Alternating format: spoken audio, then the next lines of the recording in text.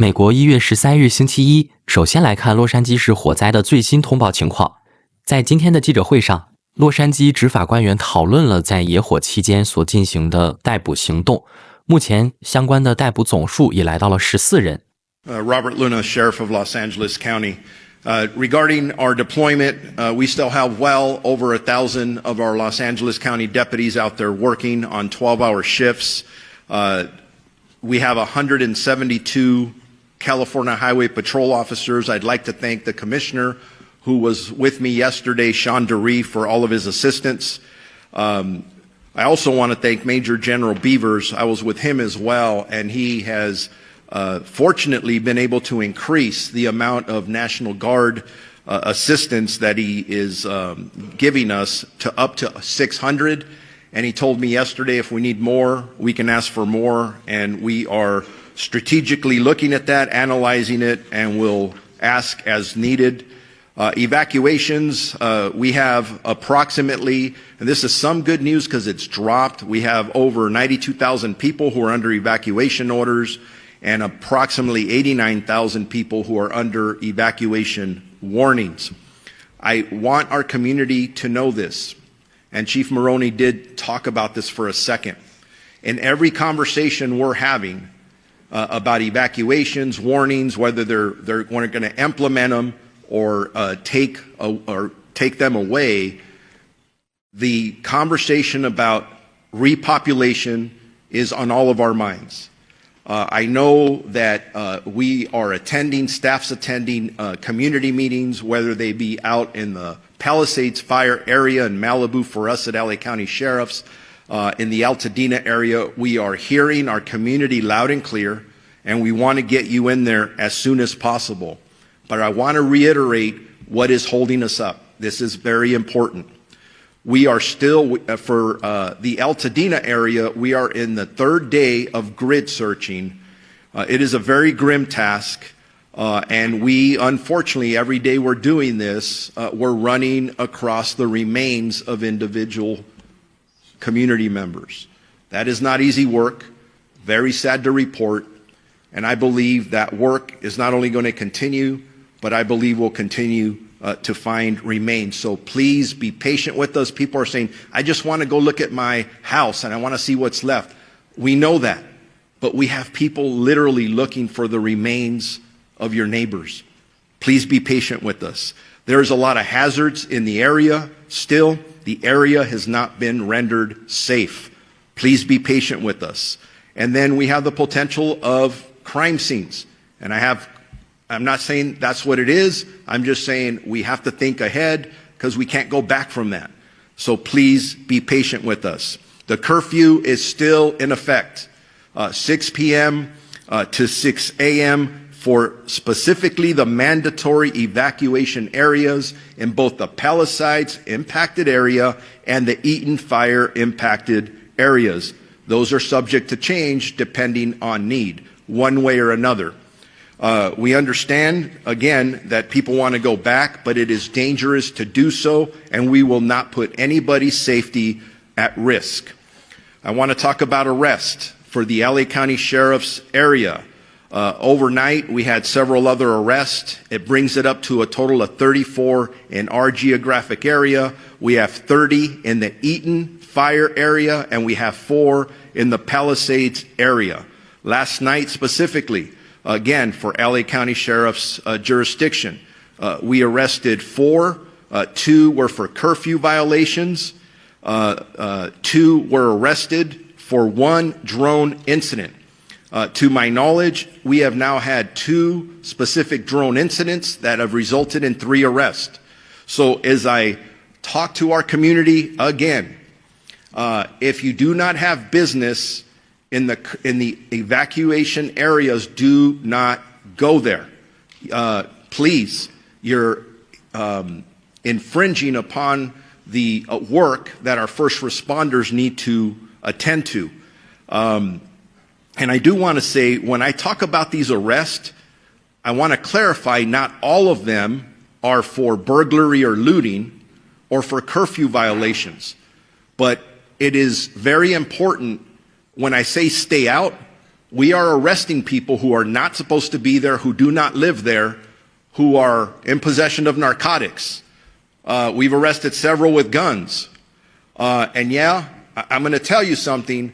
If our deputies being very proactive in these areas, stopping people in a constitutional manner as always, making sure that they're supposed to be there, and you have narcotics on you and you have a gun on you, in police work we call that a clue. Something's wrong there. So that's why we're arresting people. Our search and rescue missions, through the 2 days, we have searched 1,874 properties. In regards to deaths, and again, I want to clarify, this is for the Los Angeles County area of responsibility. We have confirmed 21 deaths, 16 in the Eaton Fire area, and 5 in the Palisades area. And sadly, yes, unfortunately, I anticipate the number to go up. Missing persons, we are actively have 23 active missing persons reported, 17 in the Eaton Fire area, 6 in the Malibu area. All of them are adults. Thank God there's no juveniles. But if you believe you have somebody who's missing, make sure you report that to us as soon as possible. For any updated information. 与此同时，当众议院议长约翰逊被问及是否将向加州提供野火援助时，他则将矛头指向了州和地方领导人，谴责他们未能履行职责。不过，约翰逊也强调，他们会对加州野火援助的条件进行认真讨论。Are you open to providing aid to California without any conditions at all? I think we've got to have a serious conversation about that. Obviously, there's been water resource mismanagement, forest management mistakes, all sorts of problems. And it does come down to leadership, and it appears to us that state and local leaders were derelict in their duty in many respects. So that's something that has to be factored in. I think there should probably be conditions on that aid. That's my personal view. We'll see what the consensus is. I haven't had a chance to socialize that with any of the members over the weekend because we've all been very busy, but it'll be part of the discussion for sure. What about the debt limit increase? What about tying the debt limit increase to it? There's some discussion about that, but we'll see where it goes. 此外，在当天的众议院发言中，加州共和党众议员道格拉马法则生动形象地列举了州长加文·纽森过去对野火管理政策的不当处理，以及他最近对洛杉矶火灾的可耻回应，并猛烈抨击了纽森当局在洛杉矶野火中的无能。Thank you, Mr. Speaker. Well, it's everywhere. You can't avoid it in the news, and it shouldn't be avoided. It's so horrible. The fires we have now in Southern California that are devastating, so much there, so much value, so much lost, and up to 24 lost lives now. It's an incredibly unnecessary happening. They've been raging in LA. It happens every year with the Santa Ana winds. But up in the Northern California portion that I represent, we've had that devastation already many times. Town of Paradise, town of Greenville, town of Canyon Dam, and others completely obliterated. Now, our Governor Gavin Newsom has been up there to see those fires, especially the Paradise one, when President Trump came to Paradise and visited to see the devastation. So at the time, President Trump asked him and others, what are you doing to clear the land in such a way that makes it less fire prone, to rake the forest floor? And then people made fun of that word rake, which is actually a technical term for some of the equipment used in forestry, to make sure areas can be a little more fire safe by thinning trees, removing brush, removing dead material on that. So the question is, as Governor Newsom goes out on site and waves his arms and tells us it's someone else's fault, then what has he learned in the last 6 years? And more importantly, what has he applied since he had this photo op in Paradise as the new governor of California? It looks like not much action. Certain promises are made to be aggressive on land management in California, and certain claims are made, but the actual numbers are 1/5 of the amount claimed that had been treated, the work that had been done in California. So we've seen time after time, more and more fires. The Camp Fire in Paradise, listed here, 85 lives lost, 90% of the homes. The Car Fire near Redding, the Zog Fire on the other side of Redding, the Park Fire last year, 400,000 acres from Chico all the way up to Mount Lassen. The Dixie Fire, 1 million acres. This is all Northern California. Now, Southern California is getting international coverage, and rightfully so. So what are we going to do? What is Newsom going to do? Well, he wants to blame it on climate change. And so we see time and time again, we're hearing about climate change. We're hearing about carbon dioxide. Well, here's the same chart I show often on this floor. Carbon dioxide represents 0.04% of the atmosphere, and it's barely changed. Look at the rest of the chart, what isn't CO2. And they want to just make it a climate change story. So, what are we doing to make things more fire resilient in Southern California? This is a reservoir, the Santa Ynez Reservoir, just up the hill from Pacific Palisades. The portion on the right here is what it looks like more or less when it's full. Here's what it looks like presently. It's empty. It's been empty since last February. They've been fooling around for nearly a year, supposedly repairing the cover over the thing. And so it holds 117 million gallons of water. And they report to us that there's 3 1 million gallon tanks that ran out by the third one by 3 a.m. on the night of the fire above Pacific Palisades. What would another 117, approximately 40 times the storage of those 3 tanks, been able to do for them had it been available? Had the maintenance been done? Well, the governor's going to start an investigation on it now, kind of like when he starts an investigation on high gas prices due to policies he does to drive up the cost of fuel and make it not available and make the refineries not available and not quit drilling for fuel in California, which we have so much abundance of near that Bakersfield area, etc. So what are we doing here? Why is this empty? Why has it been empty for nearly a year to make a little repair in the cover that may have been able to be done by reservoir staff? It's incompetence at all levels here. And so what do we have going on? Is there enough water supply? He says, well, you know, we have plenty of water. Well, presently, next poster, this is Shasta Dam in Northern California. Let's flip it over, please. And we have, it's dumping water right now. It's dumping water out because it still has 1 million acre feet of space left. But it's dumping water because they want to have room at the top to conserve for more weather. Okay, I guess I understand that. But what are they doing with that water down below? Newsom's plans have stopped the Delta pumps from running at full capacity to fill other water systems around the state, such as San Luis Reservoir, which is about 70% full right now and doesn't have a storage problem for flood, as well as making sure the aqueducts are filling all the other reservoirs, such as the one we just looked at, Santa Ynez. They could fill that in a short amount of time. The amount of water that runs out due to wasted running through the Delta in an hour would fill that Santa Ynez Reservoir. And it would take a long time locally because they have to rely on either wells or coming from some other water source we haven't quite ascertained yet because it's hard to find the information. So the gentleman's time has Governor expired. Newsom, are you going to help or are you going to be a detriment and just go on camera and blame everybody else and blame the president? We need real work done on to make fire conditions much safer in California and the time has West. I yield expired. back. 视线转向参议院，当天，参议院就遏制非法移民犯罪的拉肯莱利法案进行了讨论。多数党领袖约翰·图恩在发言时强调，拉肯莱利法案应该获得每位参议员毫无疑问的支持。The Majority Leader. Mr. President, by now I think a lot of Americans know the story of Laken Riley, a 22-year-old nursing student at Augusta University in Georgia with her whole life ahead of her. Laken was murdered last February while out on a run on the Athens campus of the University of Georgia.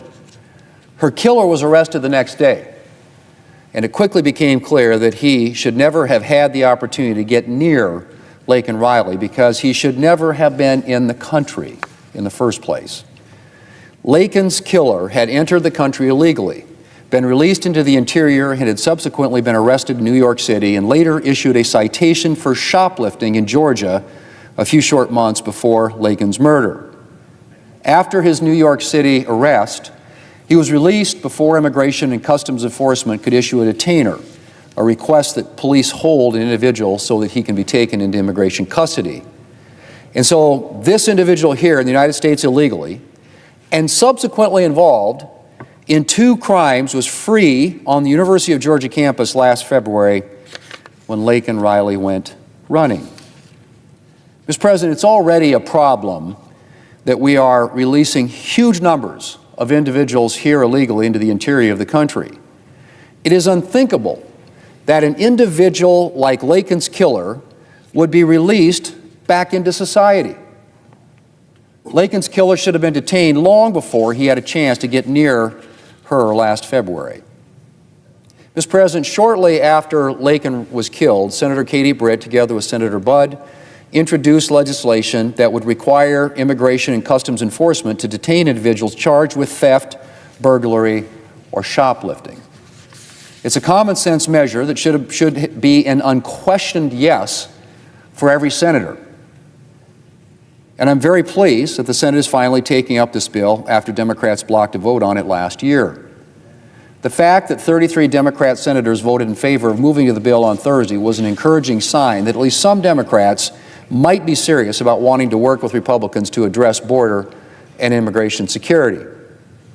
And I hope that proves to be true.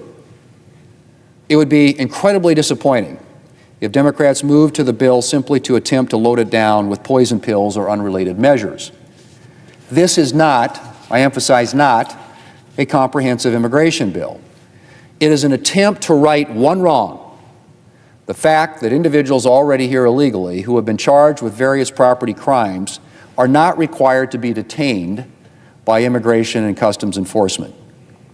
It is an attempt to ensure that no other family will have to suffer the pain suffered by Laken Riley's. And so I hope, Mr. President, that Democrats will work with us in a serious fashion to actually pass this legislation.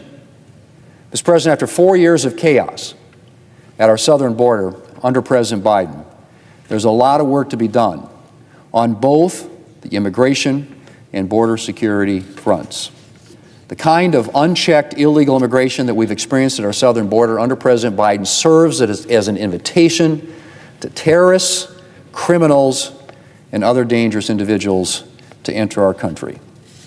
Currently, Senate Republicans are working on a major package that will include substantial funding for a variety of border and immigration security needs, including increasing the number of Immigration and Customs Enforcement officers and Border Patrol agents, increasing detention space, and providing the barriers and technology that we need to secure the border. I look forward to taking up that package.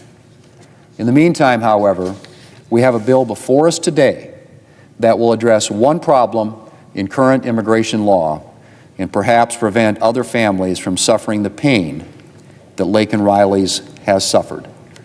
Mr. President, let's get it done. Mr. President, before I yield the floor, let me say I understand that there is a bill at the desk that is due for a second reading.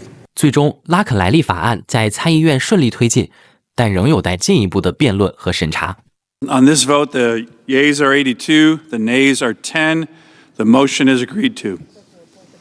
Clerk will report the bill.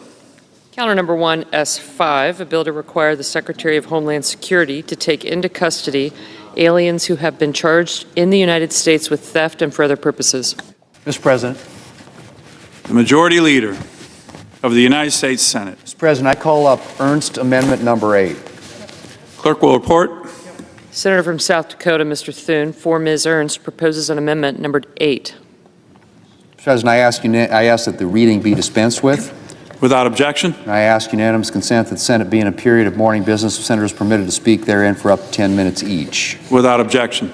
Mr. President, I ask unanimous consent that when the Senate completes its business today, it stand adjourned until 12 p.m. noon on Tuesday, January the 14th, that following the prayer and pledge, the journal proceedings be approved to date, the morning hour be deemed expired, the time for the two leaders be reserved for their use later in the day, and the Senate be in a period of morning business for debate only, with senators permitted to speak therein for up to 10 minutes each. Further, the Senate recess from 12:30 p.m. to 2:15 p.m. to allow for the weekly conference meetings. And finally, that at 2:45 p.m. morning business be closed and the Senate resume consideration of calendar number 1, S5. Is there objection? Without objection, so ordered. Mr. President, if there's no further business to come before the Senate, I ask that it stand adjourned under the previous order. Senate stands adjourned until noon tomorrow. 而在参议院方面，谁将取代马尔科·卢比奥成为新的佛罗里达州参议员也备受关注。在当天的新闻简报会上，佛州州长罗恩·德桑蒂斯被问及提名人选时表示，他不会选择众议院成员来担任替代卢比奥的参议员职位。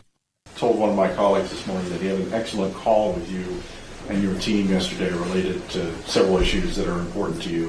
including immigration. I don't know if you saw, he kind of said on Saturday that he's interested in running for the Rubio seat, regardless of who you appoint. Just wondering if you could say anything about that.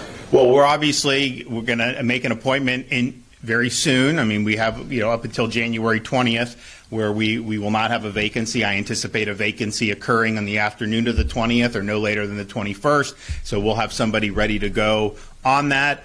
Look, I mean, people are free to do what they want. I think, generally speaking, if somebody is appointed and does a good job, I don't think that they're going to be somebody that you're going to be able to successfully challenge in a Republican primary. And so people are free to do what they want, but I don't think that would be something that would be the case. And I'm sure if he happened to be appointed, I don't think he would want necessarily someone doing it. But that's fine. So we've talked to a lot of good people. We've got a lot of I think credible candidates and some good candidates. Now, Corey, one of the things we did discuss, he's a member of the House.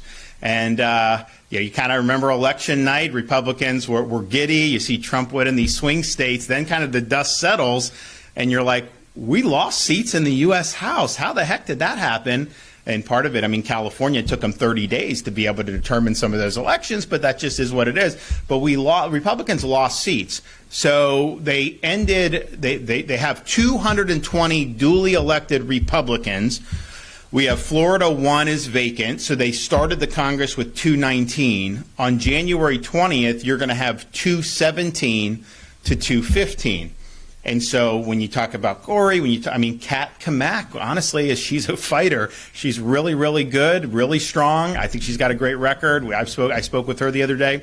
But the issue would be, are you going to go from 217 to 216? That's a tough thing. And I've been honest with the Congress people. That's a big concern of mine, because one of the criteria I had with who I'm going to appoint is, we just had an election.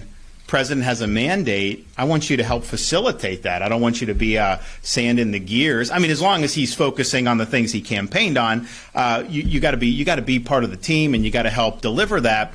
But if you put someone there and then it reduces the numbers in the House, and may make it harder for them to be able to enact an agenda, because we're doing an election for 2 of the seats.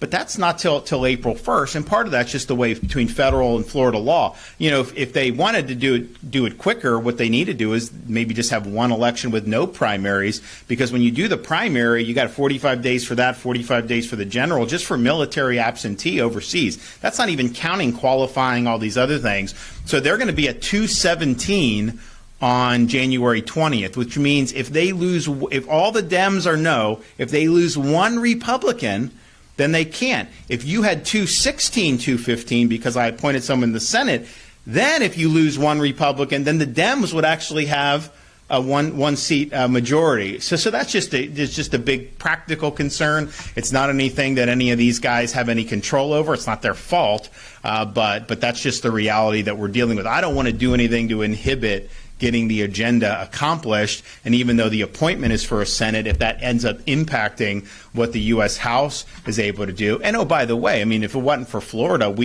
you would have a Democrat majority in the House right now, as it's just the reality. 最后，再让我们将视线转向白宫。在当天的白宫新闻简报会上，福克斯新闻记者彼得·杜西向白宫发言，任卡林让皮埃尔提出了一个尖锐的问题，即未来民主党的领导者将会是谁？让皮埃尔则回应称，拜登应该得到一些尊重。A week from now, it's all over. Yes. Between next Monday and 2028. 2028? Who's the leader of the Democratic Party? Oh my goodness, wow. That is for people much smarter than I to make that assessment, that decision. Obviously, voters will decide. That is not something for me to decide. I could say right now, in this moment, in this room, as I'm looking at the clock as it's counting down, because we have to leave shortly, you have the President Joe Biden, who is obviously the president and the leader of the Democratic Party. I do not have I cannot predict the future, so that is not something that I'm going to do from here. So, no leader of the party? That's not what I said. Well, it's not President Biden, and it's My not gosh, Vice President I'm regretting this right now. Regretting all of this. It's nobody. That's not what I said. I said that you asked me about what's the 2028 is going to look like between now and 2028. I can't, or post obviously this president's tenure. That's not for me to decide. That's not for me to speak to. I could only speak about the here and now, and that's why I appreciate this job and what I'm doing right now. And President Biden says that he's not going to be out of sight, out of mind. But isn't that what voters basically said that they wanted? Is him gone? So, look, this is a president that has served more than 50 years, who has given all of himself, if you will, right, as a public servant, whether as a senator, as a local elected official, as vice president, and now as president. I think anybody who has served that long and does it from their heart and soul because they believe this country deserves so much more, they believe that the American people deserve more, and has worked day in and day out, certainly as president in the last 4 years, I think deserves some respect. I think he deserves some respect. And so I'll leave it there. Good. 而国家安全顾问杰克·沙利文也同样被问到一个深刻的问题：当选总统川普的胜利是否是对拜登政府世界观的拒绝？ Thanks, Jake. How do you view Donald Trump's re-election in the context of President Biden's foreign policy legacy? And how, in your view, is it not a rejection by voters of the Biden administration's both worldview and its robust engagement with multilateral institutions, which by your own admission has been a cornerstone of President Biden's presidency? Look, I'll leave it to others to judge the reasons for why the election went the way it did. I'm not in a good position to be a political pundit up here, but I do not believe that the evidence bears out that foreign policy or questions of multilateralism were the central driving issue in the outcome of the election. American people are complex beings, human beings. We're all complex beings. So we can think one thing about inflation and another thing about alliances. And a vote doesn't mean that it's a rejection of everything President Biden has done by any stretch of the imagination. So there will be time for us to sort all of that out. President Trump will make his own decisions about how he wants to pursue his foreign policy. The question for us is, are we putting him in the best possible position where the United States is actually standing with confidence and capacity in the world? And I think if you look at the health of our alliances, you look at the fact that we are not bogged down in war, you look at the state of our competitors and adversaries, and then you look at these fundamental underlying sources of strength. I mean, whether it's in manufacturing or it's in technology or the reversal of the slide in our defense industrial base, these are the things we can give to the incoming team. What they do with that is fundamentally up to them, and then the American people will judge whether they like that or don't like that. We are just going to do the best we can. And then I think when history judges the baton as we pass it off, the hand as we pass it off, I think it will judge that we are leaving things to Trump in terms of America's core strengths better than we found them.